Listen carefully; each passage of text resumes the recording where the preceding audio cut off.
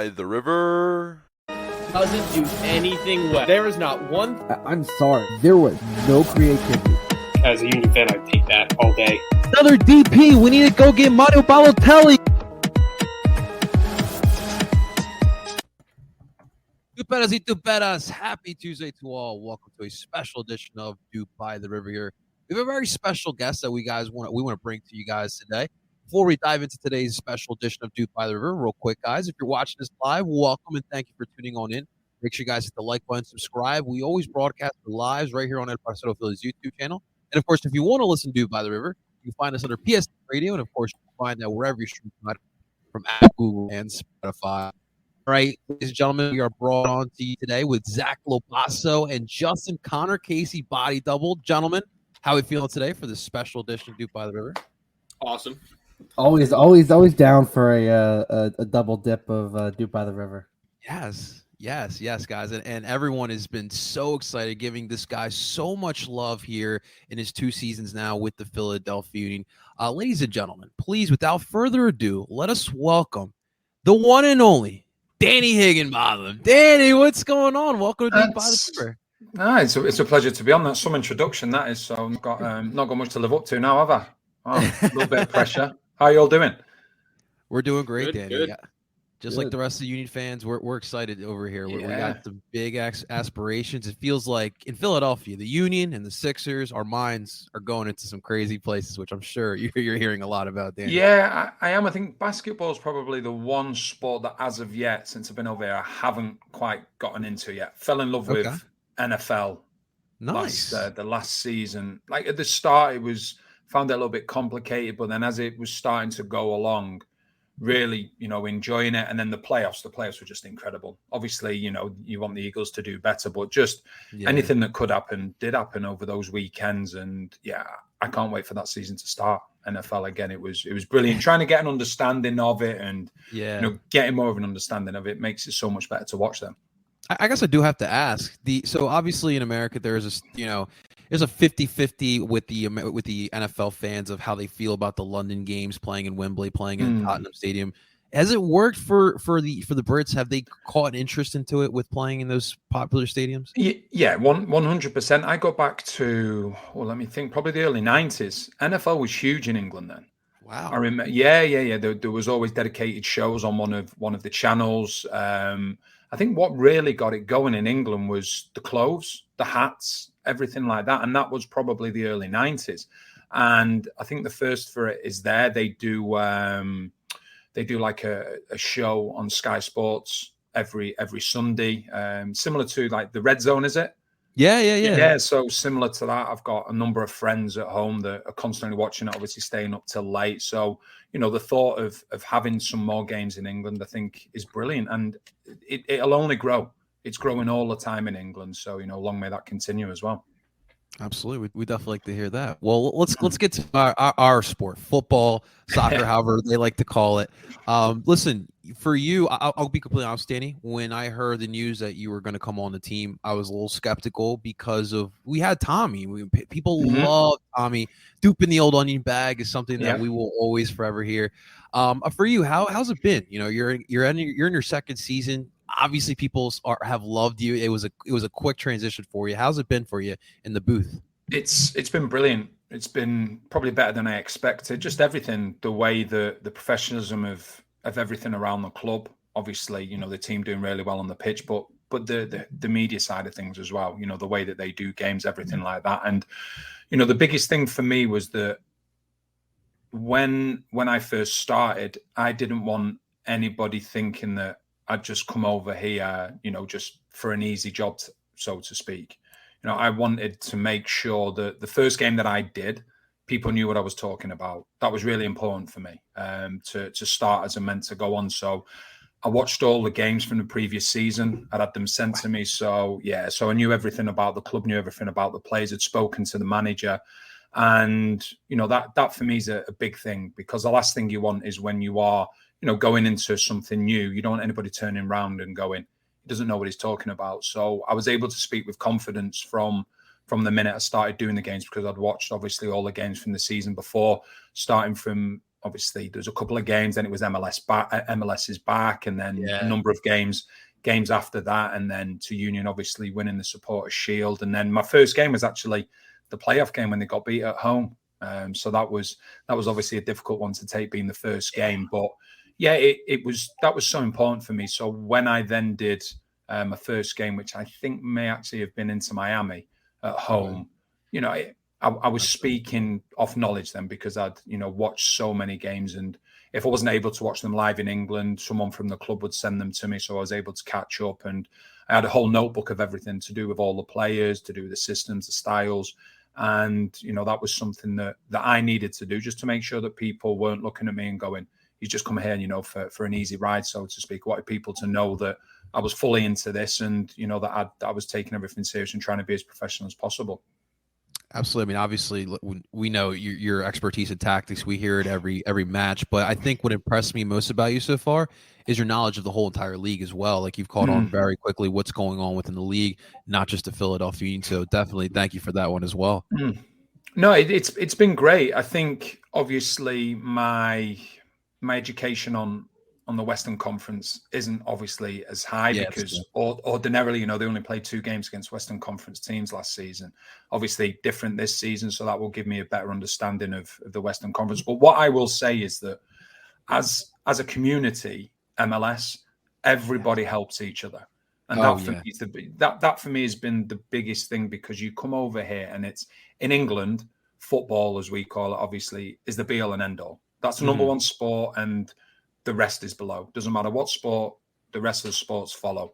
But with 1 second, I think my dog's just come into my office, but he's fine. It's all good. We're dog people here. Yeah. But as in terms of over here, we know that NFL, you know that the basketball and other sports and baseball are ahead of football.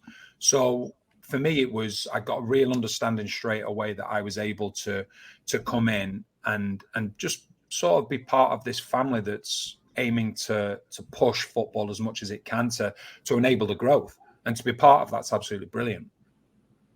Absolutely. Duesberg is checking on in. Had to turn on the notifications for Danny. Absolutely. That's what you got to do.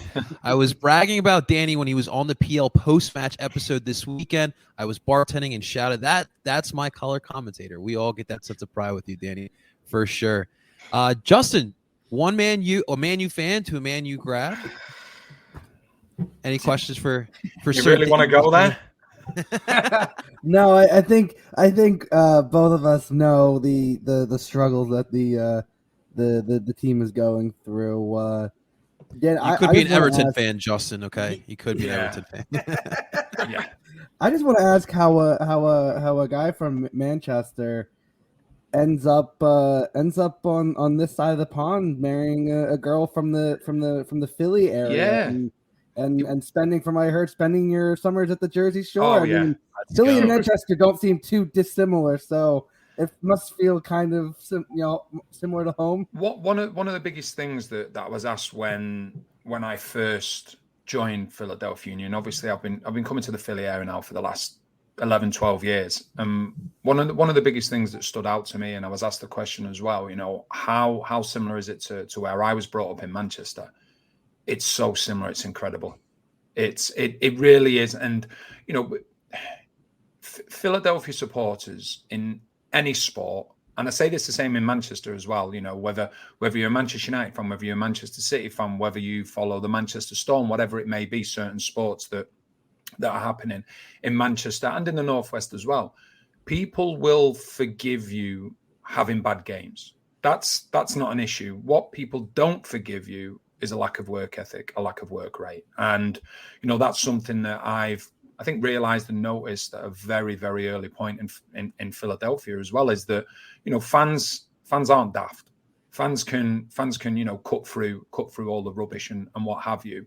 But if they see you giving everything that you've got and leaving nothing on the pitch, then they'll back you.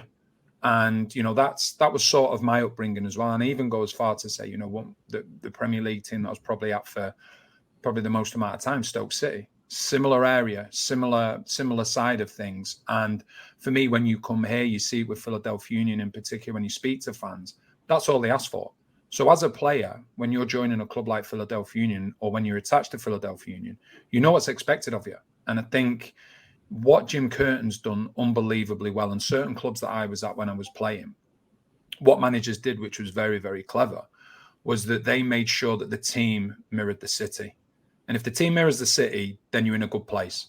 And I think if you look at Philadelphia Union, I think it embraces everything as the characteristics of Philadelphia as a city itself. And I think that's a huge thing. And that's something that obviously Philadelphia Union have done incredibly well. And, like you say, I've been visiting here now for the last 10, 12 years, every summer coming over. And then I got the opportunity to join Philadelphia Union, and it was a no-brainer. It was a no-brainer really for me. And, I've not looked at it once and thought, oh, you know what, was it the right thing to do? From the minute started working with the club and doing everything, it's been an absolute pleasure. Absolutely.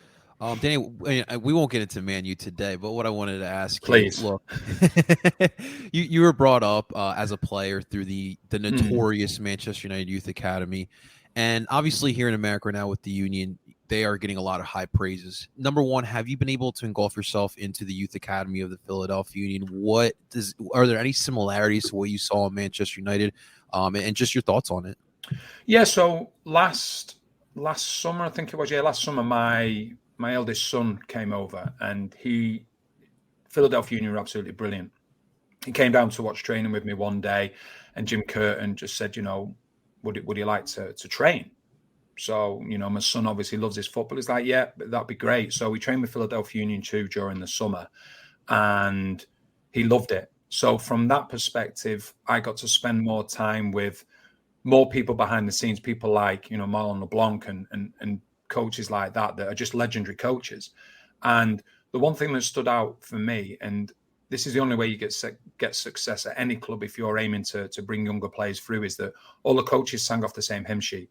So you knew that, we're seeing the likes of Jack McGlynn, Quinn Sullivan, Paxton Aronson, Nathan Harriel. We're seeing these players coming through now, and it's not by coincidence that they're fitting into the first team comfortably. I think what happens is that you have an academy set up that plays a very similar way to the first team. They train in the same area, obviously, as a first team, in particular, Philadelphia Union too. And then when they make that step up, not only are they going to train with a group of first team players where some of them have had that experience of coming through the ranks at the club, but also you've got Jim Curtin as well, who's been there and done it himself. He's not only been manager of the first team, he's come through the academy side of things himself. And I think that's really important. And that makes everything so simple for Philadelphia Union as a football club when you're looking to promote younger players. And that's what they've done. And I think when you look around MLS, there'll be a lot of teams, a lot of clubs looking at Philadelphia Union and being quite jealous and quite envious of the way that the club that does things, because, you go back a few years ago, you had Mark McKenzie, you had Brendan Aronson. Now, all of a sudden, you're talking about the next wave of younger players coming through. And then below them, there'll be a new wave coming through as well. So it's incredible. So for me to go and watch the training, like I say, when I go and watch the first team training leading up to a game, or when I've watched Philadelphia Union 2 training, it's so similar as in terms of the way that they do things. So the pathway there, if you're good enough, it's simplified, because when you go and train with the first team, yes, you're training with higher quality, but it's expected of you because you've been doing it for so long yourself. So it's brilliant the way that things are done, all the way from a really, really young age all the way through to the first team. That is so true. I remember listening to an interview with Peter Remis, and he was talking about his times of going to Barcelona, seeing how they practice and seeing what their youth academy, they plug in a youth academy product in there. He already knows what he's doing. And then I think he mentioned this was like when Alex Song was with Barcelona, and he would struggle at times to kind of mesh, but the kids had no issues. And I do see that here with the Union. I mean, we saw last year how, like you mentioned, Paxton and Quinn and Jack were able to seamlessly get put in there, and we really didn't lose a step there. It's so important with our youth academy. It's so much fun to watch right now. Yeah, and I think the thing is, as well, is that when you look at over the years when Manchester United have produced the younger players, and when other players come through at other clubs as well, you often find that younger players coming through to the first team actually take it in their stride quicker than at times than a big signing may do.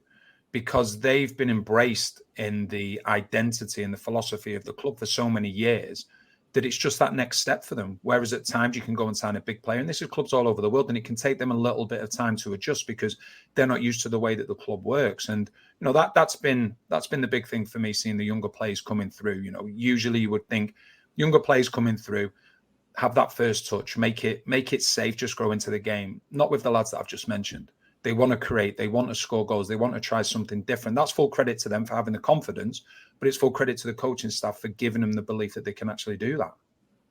Absolutely. Zach, do you have a question for Danny? Going back to that, I think you can even take that to Manchester United this season with Jadon Sancho and how it took him a little bit to get going. And me and Justin were talking before the show.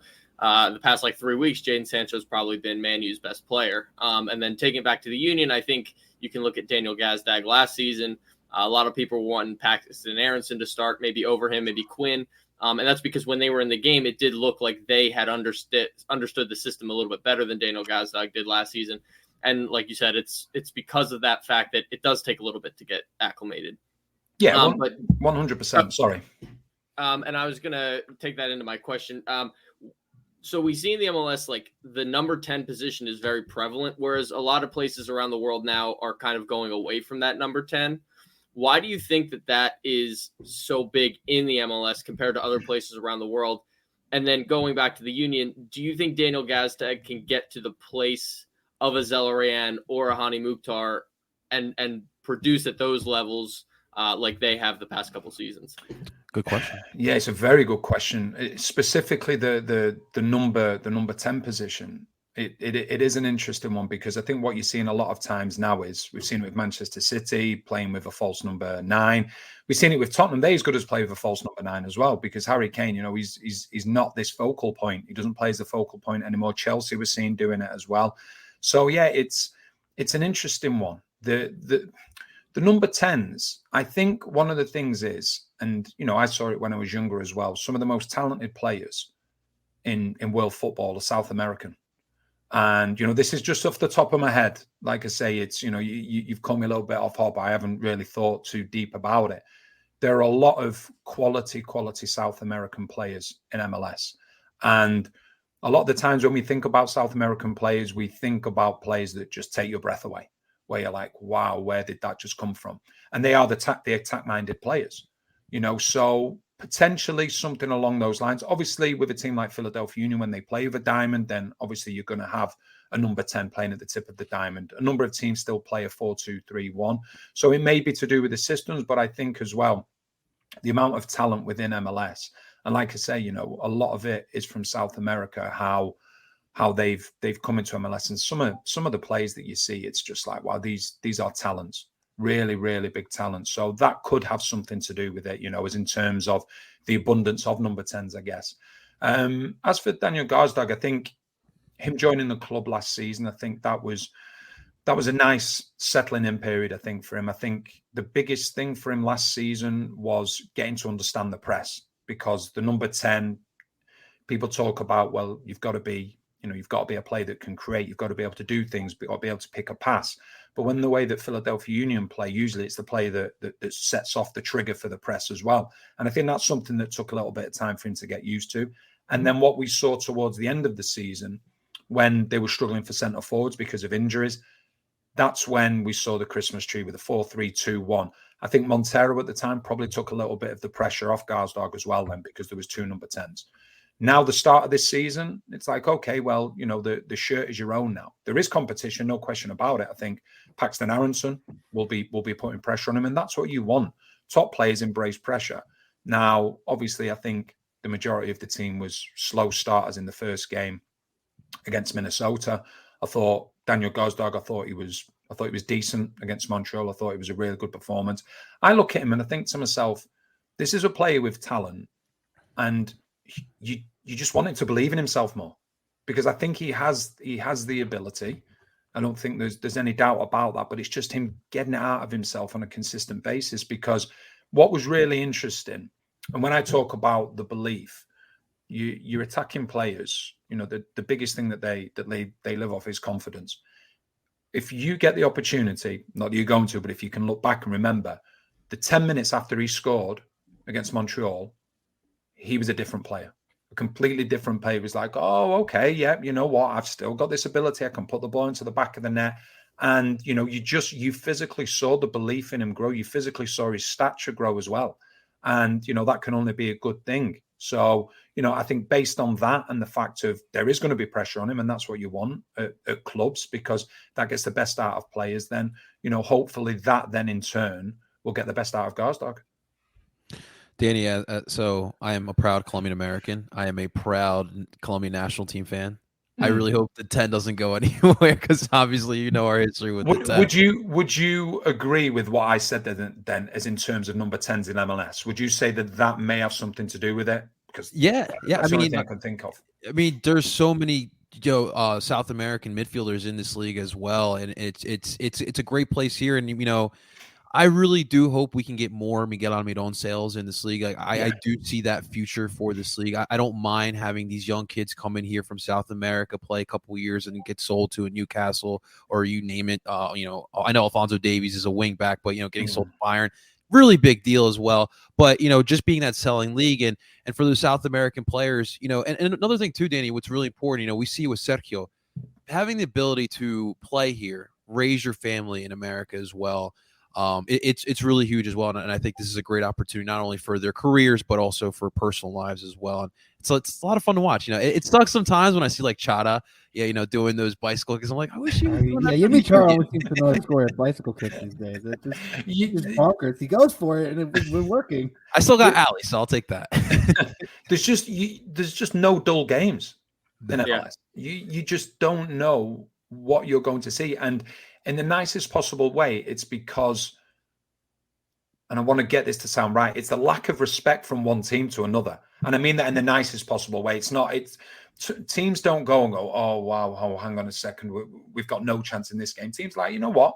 We're going to take it to the opposition, and we're going to see what we can do, whether we're bottom of the league, whether we're top of the league. And I think that leads to some brilliant games. And, last year, one of the things was, so when I joined Philadelphia Union, they said to me, is there anything that you'd like that we can help you with? And I said, a telestrate would be brilliant. So obviously, you have like a screen next to the main screen. And if you want to try and put a point across, you can draw on it. So going into the start of last season was like, you know what, can't wait to use this.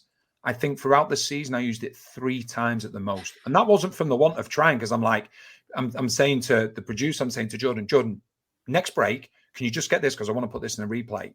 By the time you get to the next break, it's forgotten about. The game is too fast. It's too intense. So the only time I've been able to do it is when there's been a set piece or something like that. So I don't mind, but it just tells you the pace of the game. It's so quick. It's end to end. You've got to be careful when you are trying to get replays, and you've got to be careful when you're speaking about something, because all of a sudden the ball can be, talking about a chance down one end, and by the time you finish talking, the ball's in the back of the other net. So it's a thrilling league. And I think one of the things when I first moved over, one of the things that I couldn't get my head around was no relegation. That's not that's not how I've been brought up. And obviously it's a thing in American sports.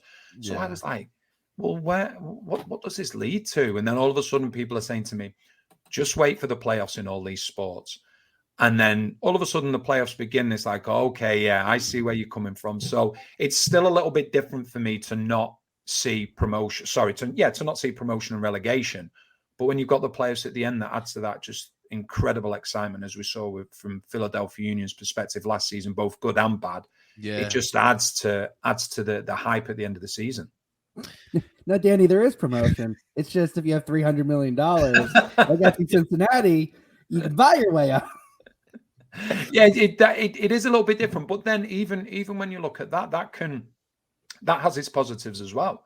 Because one of the things that we've seen in England, in Europe in recent seasons is like huge clubs go into financial despair, like real financial despair. And, even some of the local clubs where I grew up, teams like Bury going out of existence, that shouldn't happen, real family orientated clubs. And then you've got other clubs that all of a sudden, 1 minute they're in the Premier League, 3 years later they're in League Two or League One, and just because they haven't managed things right. So that's one of the things that you don't listen. You may be able to tell me more, but that's one of the things you don't tend to see over here because of the way the leagues are run.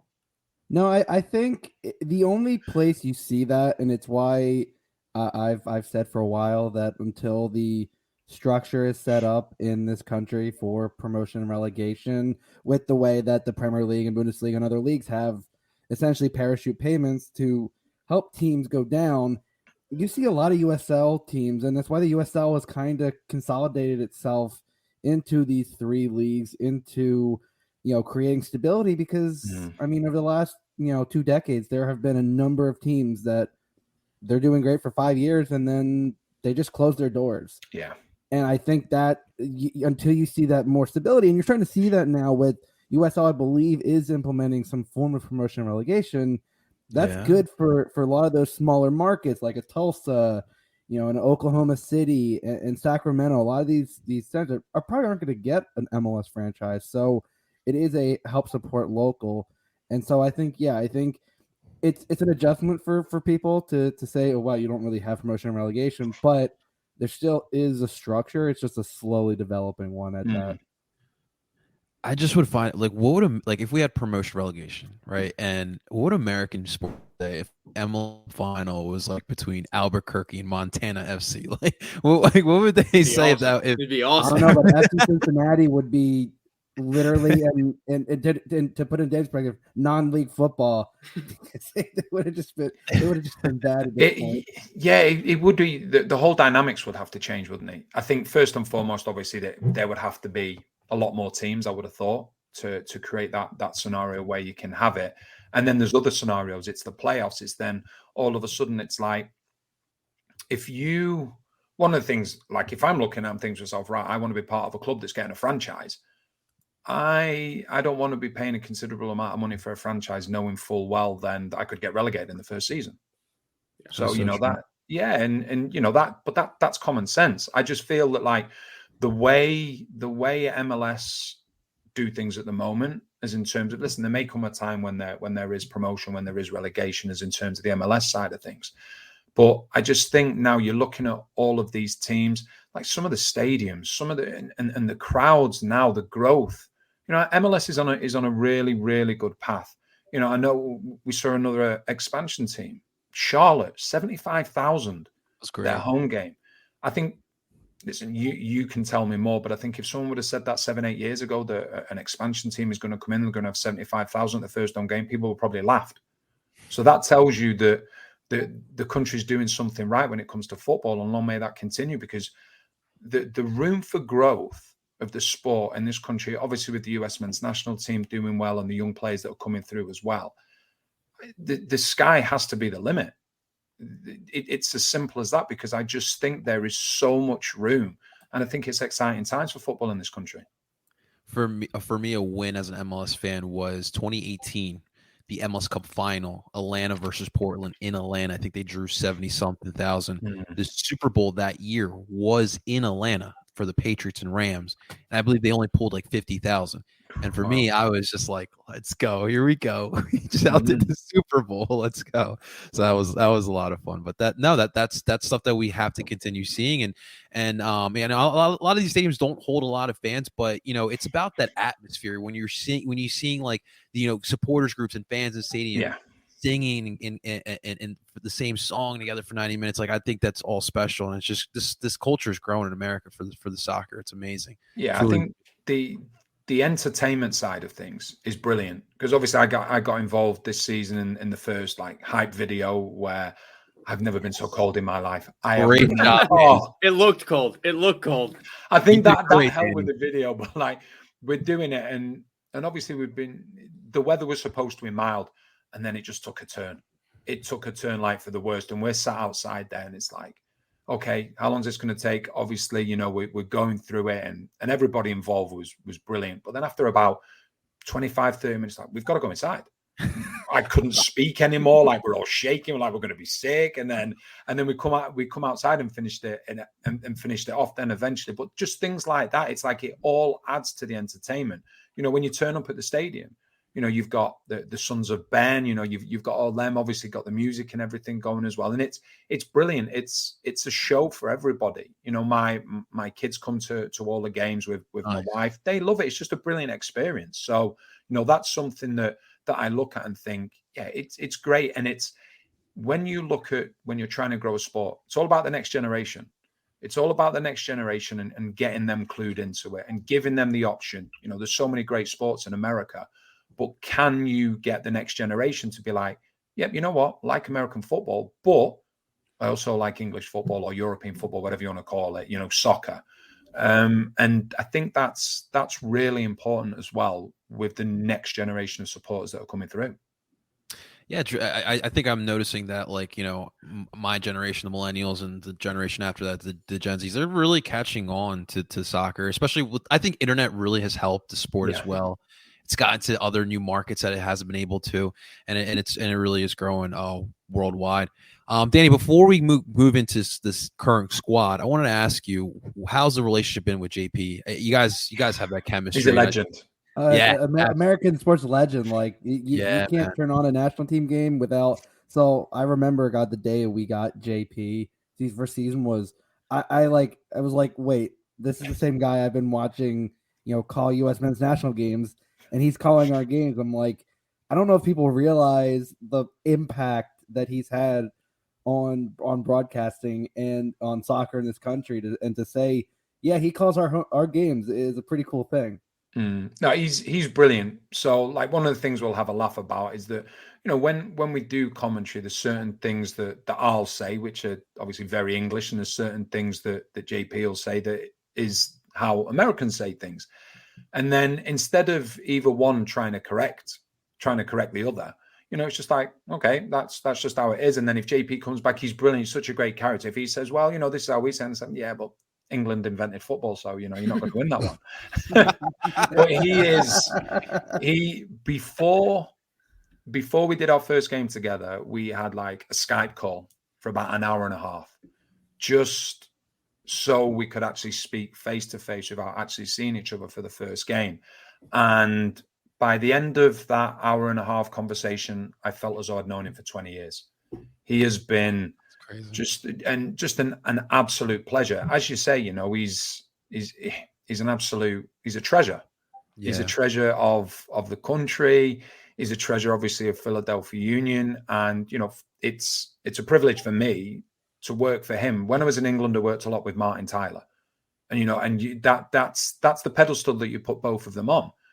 The experience that they have, the games that they've called, there's things that he will forget that I've never even thought about, as in terms of being a broadcaster.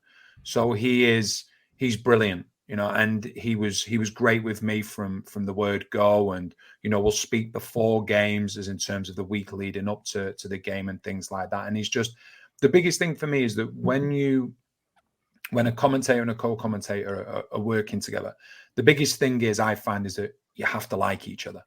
You have to like each other. You have to build up a chemistry, or I think it starts to shine through and it becomes a negative.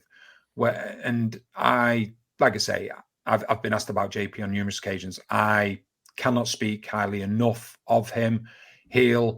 What I like about him, he'll ask me to expand on certain things during the game. Okay, well, why have you said that? And he'll come back at me, which I like, because you want to be challenged, and there's certain scenarios in a game where you want to be challenged. And then there'll be certain little things that JP may see that he may bring up as well. So, like I say, I run out of words to describe him as not just as a broadcaster, but as a human being as well. That's very important. He's been an absolute gentleman, and I consider him a good friend as well now. That's awesome. We like to hear that. Now, since taking the job, have you talked to Tommy at all? Tommy Smith? We swapped. I think we swapped messages a couple of times, but it's only really when I've done things on the show, as in terms of Sirius. Okay. So it's. I said at the time as well. He was the one that connected me with Philadelphia Union. He was the one that connected me with Philadelphia Union, saying that it's. I think he was into his 10th year, and he said he didn't know how long he was going to be going on. So I was like, okay. And I thought at the time it was a little bit soon for me to move over, but then, he put me in touch with Carl Mandel, and, we started speaking, and it went from there. So, that was a situation with Tommy, but got nothing but the utmost respect for Tommy, because obviously him and JP were a great partnership, the way that he went about things, and he's done unbelievable things over here as well since moving. So, I've got all the respect in the world for Tommy. But the biggest thing for me was when I started calling the Philadelphia Union games is that it was important for me to do it my way. And, because Tommy is someone that obviously, he's a Philadelphia Union's got legendary status as well. Yes, and rightly so for the amount of times that he's called the games. But his style and my style are very different, completely different. And I think that's the beauty of broadcasting. There's no right, there's no wrong. There's not necessarily good and there's not necessarily bad. It's just, each person has their own style of doing things, and then people either like it or they don't like it. But I think it's important that you always try to be yourself when you are broadcasting. Absolutely. Well, Danny, listen, this club right now in 2022, 2 matches, 4 points so far, some slow starts, but overall in your analysis, what have you seen from this club in the 2 matches? I think that obviously the first game against Minnesota, it was quite a slow start. But I think the thing is, if you look back over recent seasons, Philadelphia Union traditionally have had slow starts. But they've got 4 points from 2 games now. And I think the first game, what there is now this season is, it shouldn't just be coming this season, it should be before, because they've consistently been near the top of the league, winning the Support Shield and then what they did in the Champions League as well. I think now probably there is more pressure now, because I think more people than ever are actually talking about Philadelphia Union. You listen to podcasts, you listen to people that follow MLS and they know MLS inside out. They put Philadelphia Union right at the top as in terms of challenging for MLS Cup. So I think that in itself can transmit a few nerves. But I think when the team has achieved what it's achieved over the years, they've earned the right to have that pressure on them, and it should be a good pressure. And I think the first game at home, it was like, okay, yeah, well, we're one of the favorites now. And instead of doing everything what's made them one of the favorites, I think they maybe were just a little bit nervous. And it wasn't for the want of trying, but they, just overcomplicated things at times. Whereas I think in the second game, in very, very difficult circumstances at Montreal, which was, in my opinion, is a dangerous pitch to play on. They managed to deal with it, went a goal behind against a run of play, but then came strong in the second half. And I think the belief that will have given them, not just to get that first win in the second game, but to get that win away from home, because their away form was up and down last season. So to get that and come back in the manner in which they did, to go down to 10 men and still hold on, then that will give them great confidence. And I think when you look at this squad now, there has to be excitement around it, because there's people challenging in near enough every position. We saw Nathan Harriel come in at right back. I thought he was excellent. I thought he was absolutely brilliant. He got his opportunity. So we've seen Carranza coming in. I thought he was really good last week until he got sent off. So there's so much to be excited about. And then obviously the main man, that everyone's talking about now, Ua, he came in. And I think whereas one of the things I mentioned on the broadcast as well was that a lot of people will talk about, but he's had 2 one-on-ones. He's not put them into the back of the net. Do you remember having one-on-ones like that before from Philadelphia Union side of things? No. So not for quite some time. Yeah, quite some time. So you take it one of 2 ways. Yes, you look at it and go, yeah, maybe you should have put those chances away. But for me, if I'm looking at a centre forward, if he's missing chances, he's getting into the positions to actually create things and to be in a position to score a goal. It's when you're not getting chances.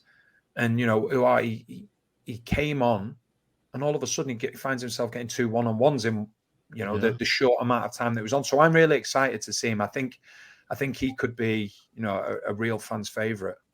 Absolutely. Yeah, you're not the only one. Zach is pretty excited. Now, listen, Zach is one of the biggest Kasper Shabilko fans. No, it's full sarcasm. He's had his fair share of words. But no, we've talked about this attack quite a few, and we're really excited. I mean, we talked about it yesterday. We had a San Jose guy on, and we were talking about Carranza, and really showed some really good things. I mean, for Carranza, I think just getting out of that Miami situation, I think it was really big for him in general, and just being in the situation here with Philly. I mean, we just talked about Jim and just this camaraderie that this dressing room has as well. I think it's really taking Carranza to another level, and I think we're going to see some good things from him this season. Yeah, I think one of the big things when you look at Carranza, I think, as you quite rightly said, Higuain's the main man into Miami, and it's going to be very difficult to dislodge him. So I think from Carranza's perspective, coming to Philadelphia Union, Jim Curtin, and I've said this before, so it's I'm not just saying it off the cuff. He's one of the nicest human beings I've ever met in my life. He's a gem. Oh, he's just like, I'll give him a call. Like the other week, Jesse Marsh gets a job at Leeds United. I know that Jim knows him. So on a Monday morning before, I'm going down to NBC, I'm like, Jim, have you got 5 minutes for a chat? We're on the phone for like 20 minutes. Before a game, we'll have a chat. He's just one of the good guys. He is so generous with his time. Like whenever I go to training, he's like, come on, let's go and come inside and have some dinner. And he always brings me into the training where the players are obviously training and things like that. He's just a really, really good guy, honest as they come. And when you bring a player like Carranza into that scenario, you probably look at and think to yourself, probably just needs an arm around the shoulder. There's not many better managers in MLS to put an arm around the shoulder of a player and get the best out of him. And I think Jim Curtin will do that. Yeah, and he comes from a place in Argentina. There's a lot of hype around him. I think he from Banfield, which is a club that there's always a lot of high expectation. He went into Miami. He really wanted to just ball out. It just wasn't happening. And he comes here, and it's a really good situation. Then I'll be honest with you. I think you guys have some good chemistry. It's because it's that center back low. That's that center back connection between you two. It's the old school. Yeah, that's why you guys are good next so well. Yeah, that probably does help. I always say to him that when I was playing, I always wore Adidas stand finders. Every time I got the ball, I found the stand. So, so we have some. It's the Defenders Union. That's how it works. Yeah, absolutely. So it's like, But what I would say with Jim as well is that the way that he sets the team up as well, it's not defensive. Defensively, they're absolutely brilliant. There's no doubt about that, and they are built on a strong defense. But when you look at the system and the way that it's set up, it's not to defend first and foremost. So from his side of things as a player, being a defender, the way that he's transitioned to be, what defense is really important, and it's what we build off. But then also having the ability to commit men forward whilst being defensively strong. He deserves an incredible amount of credit, and quite rightly, his reputation is going up and up and up season after season. Absolutely. Speaking on Jim, he had a tough decision this past weekend, and you mentioned Nathan Harriel, but we had to decide whether to stick with Olivier Bizo, keep going with this young kid as well, or give this other young kid a chance here. How did you feel how Jim kind of handled it? Obviously, we know how you felt about Nathan Harriel's play on the pitch. I think what the biggest thing is, because I don't look at a scenario like that from a manager's side of things. I look from a player's side of things. So if I'm a player, and by all accounts, Harriel had a really good preseason. He did well when he was called upon last season. So then, what you're always making sure that you're doing when you're in training, you're training to impress. And you're hoping to impress so that you get an opportunity. Now, I think obviously the first game, Bizo, it was obviously a defensive mistake that led to the goal. I think you go back to NYCFC, there's question marks over his defending as well. Now, I thought, in particular, the first half of last season, there was an argument to say that Bizo was one of the best players on the team. Now, he's still a quality player, no doubt about it, but you need to have competition for places. And the only way you're going to have competition for places at a club is if no players are untouchable. Now, at the moment, you look at the likes of Blake, you look at Elliott, you look at Glesnes and certain other players, Martinez, they are untouchable, but they've made themselves untouchable. It's not as though they're playing poor, but they're still untouchable. So it's so important. If you are going to have this healthy competition, then players need to know that they're only a few games away from possibly being out of the starting 11.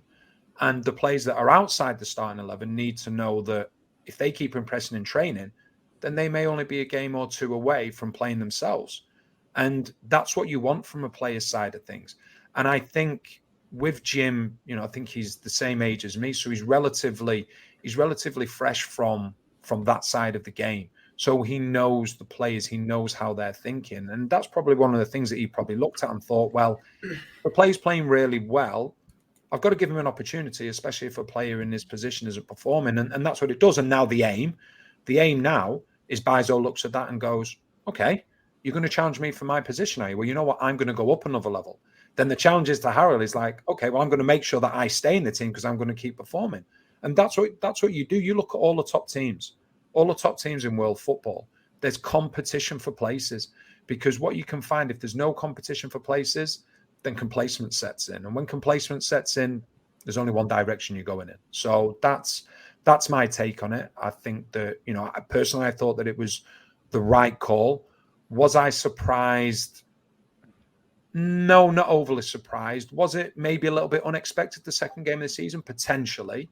But, Nathan Harriel came in, did really well. And, now it's up to Bizo then to react and go, okay, well, I want my place back into the team. And like I say, that can only be a good thing. Absolutely. I agree. The competition is always, and this club over the past couple seasons, it's been competition every single part of the pitch, and it's going to continue on as long as Jim and Ernst are here for sure. We'll definitely continue having that. Another player I've been keeping my eye out, Leon Flock. Love Leon. He obviously is a great person. Defensively, so sound. He's really good at that. The attacking is something I've been critical about with him. And let's be honest, there is a Jack McGlynn that is, like you just mentioned, breathing over his shoulder, trying to prove that he belongs in the starting 11. What do you see from Leon and possibly Jack pushing him to take a spot? Yeah, I think again, it's an interesting scenario. With Leon, he knows that there'll be pressure from other players that want to be playing. I think sometimes we forget Leon Flock is only just turned 21, and I think we forget that sometimes, because I at times I'm like, I had to pull myself back a little bit last season. I was like, no, he's not still 20. He's just turned 21. Now, I think that goes against him, because I think people look at him and think he's a seasoned professional. I think people look at him and think, yeah, he's 26, 27. It's not until you realize his age that you think to yourself, wow, he's a good player. He's a good player that's only going to get better. I think when he first joined the club last year, I think he was probably a player that people thought he can fill in if Wagner gets injured or Martinez is injured or the suspensions in the team. He near enough made himself undroppable. Now, obviously, the next step for him is to bring more, and the attacking side, he's trying to get forward more.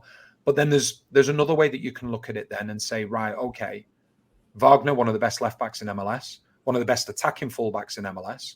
So if he's going forward, he's got that extra insurance that Flock's going to sit in his position and allow him to go forward. So there's two different ways of looking at it. I think what you want, we see Bedoya, the experience that he's got, he'll get forward. We saw with the goal that he scored at the weekend. And I think from Flock's perspective, that will be the next step for him. Defensively, he's been absolutely brilliant. But it is now trying to add that attacking side to his game. And like I say, with the age that he is, he has the ability to be able to learn that as that's going along, through experience, through certain instances that are happening in a game. But in the meantime, with Wagner, when he goes forward, he knows that Flock is always going to be backing him up. But like you say, there's competition for places. I think, obviously Montero left the club. All of a sudden you're looking and thinking, right, okay, well, you've got Jack McGlynn. He could potentially, pressure Leon Flock. But it's another position where if you're a star, you have to embrace that pressure.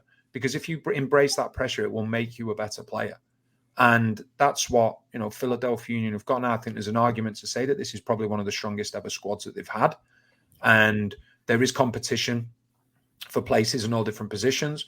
You look at the two centre-backs, Iglesias and Elliott, best partnership in MLS as far as I'm concerned. Mm-hmm. But then you've got Finlay. Yeah. He's a really good player as well. You saw the way that he performed when he was called upon last season, the situation against NYCFC. And when I go and watch the training, he's the ultimate team player. He's the ultimate team player. It's like, you're always talking to the other centre-backs. He'll come over and have a chat with me and things like that. And I've been in that position before where you just can't see the wood for the trees. You're like, oh, when am I going to get my opportunity? It's really difficult because you want the players that are playing in your position to do really well, and they're your friends, and you want the team to do well. But realistically, you're not going to get him while they are doing well. So it's a difficult one, but he is, from seeing him around and things like that, he's been the ultimate professional. And I think players like him will rub off on other players that are trying to get into the team as well. So it just adds to this real good chemistry. And then you've got these, I'm just trying to think, the only real one way you'd look at and think there's not necessarily a battle at the moment for that spot as in terms of being a contender. Probably, I don't think there is. I don't think there is. I think there's 2 players for every position, maybe 3 players for certain positions as well. Yeah. And that's brilliant for Jim Curtin. Don't get me wrong, it can be a headache at times, but I think it's a really good headache to have and one that a manager is delighted to have. It's important to stay deep for sure and have that depth. Justin or Zach, any questions on the club that you want to ask Danny? We talked about Gazdag kind of settling into the team, and the one thing that Zach and I have mentioned this season compared to last, the biggest improvement with Daniel Gazdag appears to be having strikers that can easily do these 1-2 combinations and get him moving and get him on the ball. Danny, what do you think has the change in the striker core has done to kind of give Daniel the jump to really play up to what we kind of saw in flashes last year, but didn't see consistently until maybe the playoffs is kind of when you saw it peak a little bit. But I think it's a really good point. I think when you look at the forwards that are at the club now, the one thing that stands out to me is variety. You've got variety now within the front 4. So we look at last season, the majority of the time it was 3 centre forwards. You had Burke, you had Shabilko, and you had Santos. Santos was the only real one that was going to run in behind. With Burke and Shabilko, both focal point centre forwards, play the ball up to them, and then you get runners off them, or they can drop a little bit deeper and bring others into play. I look at it now and I see Ua, and I think to myself, I think he can do both. He's big, he's tall, he's physical. You saw his pace against Montreal last week. So he can stretch the game or he can come short. I think we've seen the intelligence of Carranza, happy to drop deep into that number 10 position. Santos on his day with consistency, he's a challenge for anybody in this league. And we've seen it, injuries have obviously made it difficult for him at times, but on his day, he's up there, I think, as in terms of ability and how he can scare defenders. And then Burke, you saw first game of the season. He will create a lot of problems for opposition defenders. So all of a sudden, you've now got 4 centre forwards that are very different. Now, everybody will be looking at it, I'm guessing, and thinking, right, okay, well, 2 centre forwards that are going to start, if everybody's fit, it's probably going to be Ua and Carranza. But there's then so many other permutations where you're looking and thinking, okay, well, this game, these 2 may work better, or these 2 may work better. And going back to Daniel Gazdag, I think it probably opens things up for him, because one of the things that we saw in the first game against Minnesota was that you had Burke playing up front and Carranza playing up front. Neither of them stretched the game. So if neither of them are stretching the game, what it means is the opposition can keep their midfield and their defence together. And the closer opposition midfields and defence are, the less room that a number 10 gets. And that becomes very difficult. So all of a sudden, Gazdag wants to get on the ball, but it's like, well, if I take a touch back, then a midfielder is going to take it off me. If I allow it to go across from body, then a centre-back is going to take it off me. You look at the game last week against Montreal, Santos to a certain extent, and then Ua when he came on as well. All of a sudden, both those players stretching the game. All of a sudden, it's no surprise Gazdag comes into his own, because instead of having a touch tackle, he was having a touch, being able to get his head up and being able to play the ball. So I think what you have to do at times is say, right, okay, you want to get Gazdag on the ball as much as possible, but in order to do that, you've got to create that extra space and time on the ball for him. And that's where it comes about a centre forward, not necessarily both of them, but one centre forward stretching the game, because then all of a sudden the defenders are like, don't want to leave space in behind. So they're going to drop, and then that gap gets greater between the opposition midfield and defence. And that's when your number 10 can then take advantage. Yeah, and I think that's what we mentioned about Ua was Yeah, he only had 25 minutes, on the field, but with those two one-on-ones, he didn't have much separation to start. And then he has that burst, just a strong, confident run towards the net, giving himself, and being physical enough to hold defenders off of him and creating those chances. And we looked at each other and just went, where's this striker been? Yeah. For a lot of the Unions, like, we've never had a striker that's, give me the ball with a nice run over top and I'm going to create my own chance. And you look at that and go, okay, with the guys on this team that can ping these long balls, that's going to be a dangerous threat. And I think that's going to allow Gazdag to have a little more room, is because if you have Ua creating those runs, they're going to back off a little bit, and that's going to give a lot more creativity through the midfield. And I think that's what benefits the team, is having that real splash of striker variety this season. One of the things that stood out to me last week, if you look at Ua, when he goes through both times one-on-one, both on the same side of the pitch. And one of the things you notice with top centre forwards, and I used to see it all the time when I was playing myself, whether it was one of my teammates or whether it was a team that were playing against us, they will look to pick on a specific player. And from Uwa's side of things, he's looked at it and thought, right, okay, he will have studied the game while he was on the bench. No question about it. Because those runs from that position didn't happen by accident. He will have studied the game and said, right, okay, that left side of Montreal, that's where I can use my pace. That's potentially where the slowest player is. So he's actually done that in advance. That for me is intelligence of a centre forward straight away, because like I say, I've had it with opposition players against us, and I've had our centre forwards at times that have gone, right, you know what? This is where I want the ball, because I'm going to stick to their slowest player or their smallest player, whatever it may be, how you're trying to get the advantage. So straight away, his intelligence, with the minimal time that he was on the pitch, his intelligence stood out straight away to me, not just because he got on the one-on-one scenarios where he actually got in behind the opposition defence, but where he was targeting certain players. And that wasn't by accident. That was something that I'm sure he had studied during the game when he sat on the bench thinking to himself, right, if I come on, this is a specific area where I'm going to be looking to, capitalise. And it's exactly what he did. Unfortunately, wasn't able to find the back of the net, but it was really, really promising, I thought. We couldn't get any more excited for Michael Ua. You got us more excited. And you got us way more excited for sure. One final question before we let you go. What are you looking forward to this upcoming Saturday against San Jose? No Jamiro, obviously. Yeah. No Jalen Carranza for us as well. What are you looking forward to? Goals. I think one of the things that I've seen so far with...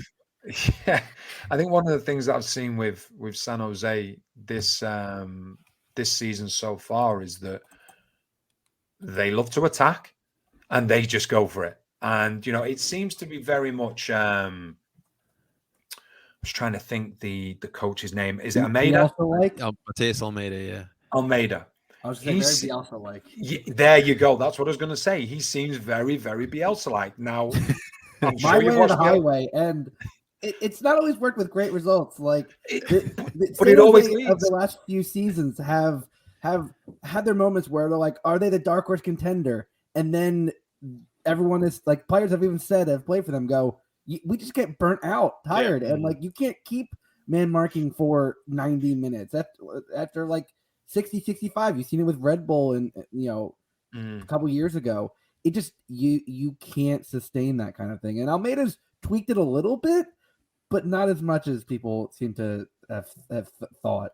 Yeah, and once teams figure it out, like it's the same with any system, really. Like once you figure out how to attack it and exploit it, and in a system where players are committing so heavily to one specific person, I feel like that system specifically is very easy to kind of exploit. Because if you have a guy right on your back, what's stopping you from turning and going in behind everyone else when no one else is paying attention to you making that run because they have their own specific guy that they have to mark? It's kind of one that is a double-edged sword where like you live by it, you die by it. And then we saw with Bielsa, he unfortunately did not make it. It makes for exciting games though. That's what I would say. And True. I think if you go down, the man for man approach all over the pitch, as San Jose so far seem to be doing, and they stick to the principles, and fair play to them for that. What you found with Leeds United was that what teams started to do when they played against Leeds, it required unselfish runners that were going to run, knew they weren't going to get the ball, but it was all about, okay, well, he's man marking me, is he? And he's a really good defender. He's probably the best defender in this team. I'm going to go and take him out to the wing. And I'm going to leave a huge space then for midfielders to come through or whatever it may be. So it's going to be an intriguing game. Obviously, I've not covered San Jose before, so it's a new team for me, and I'm really looking forward to it. And the more I hear about them, the more interesting it's going to be is in terms of the man for man and the way that they go about things, the Bielsa similarities. So, it'll be an exciting game. And by the looks of it, there'll be opportunities for Philadelphia Union in the home game, and they've got to take them. But San Jose, as we saw last week as well, I think they were down to 10 men. Did they come back from, was it 3-1 down? Yeah, 2 set pieces in the last 2 minutes. Francisco Calvo, who we forgot was still in the league because the last time we saw him in Philadelphia, he got a glorious red card. Yeah, so fair play to them. You just go, wait a minute. How is that? Who scored that in what minutes? It defies all logic to go from losing 3-1 at home against Red Bull to then clawing back against Columbus, who had demolished Vancouver the week before and looked like they were going to cruise to a win, and then just bad set piece coverage. That's just, I looked at those goals and went, oh my, no, that might be, we might be wrong about Columbus. They may not make the playoffs if they're going to be, coughing up leads like that. I don't want to tempt fate, but I don't see it being 0-0. I think that's a fair assumption. I think that's pretty fair. Danny, just please make your dress warm. I don't want to see like in the hype video and all frozen. It's supposed to be local, maybe some rain, so we'll see. We have Zach and I have a game at 9:00 in the morning, and it's gonna be a little chilly, at 9 a.m. playing soccer. I've been warned that there could well be rain as well, but it may just miss us. So I'll have my electric coat on and everything. And yes. Feel like I'm back in Manchester. There you go. With me. Home sweet home. Yeah. Absolutely. Well, Danny, listen, we appreciate you taking this time with us. Some really great insight on the club and obviously yourself, and more importantly, best of luck for the rest of the season. And we hope to see you here for 15, 20. I want to see you retire as a broadcaster here in Philadelphia. Hope, God willing, of course. But seriously, Danny, thank you so much for joining on in. My pleasure, gentlemen. Thank you. Absolutely. Ladies and gentlemen, that was Danny Higginbotham. Thank you so much for checking out this episode of DOOP by the River. We'll be back at it next week. We'll recap this match against San Jose. We'll also look ahead. Ladies and gentlemen, NYCFC week next week. Let's go. Get excited. All right, ladies and gentlemen, we'll be back again. Make sure you guys hit the like button and subscribe. Make sure you guys subscribe to PSN Radio. You'll find all of your favorite Philly Sports Hour podcasts on there as well. Ladies and gentlemen, that is Danny Higginbotham. That is Zach Labasso. That is Justin Connor Casey Body Double. Friedberg, of course, I'm at Parcero Philly, and we're telling you guys to do ball. Talk to you guys next week.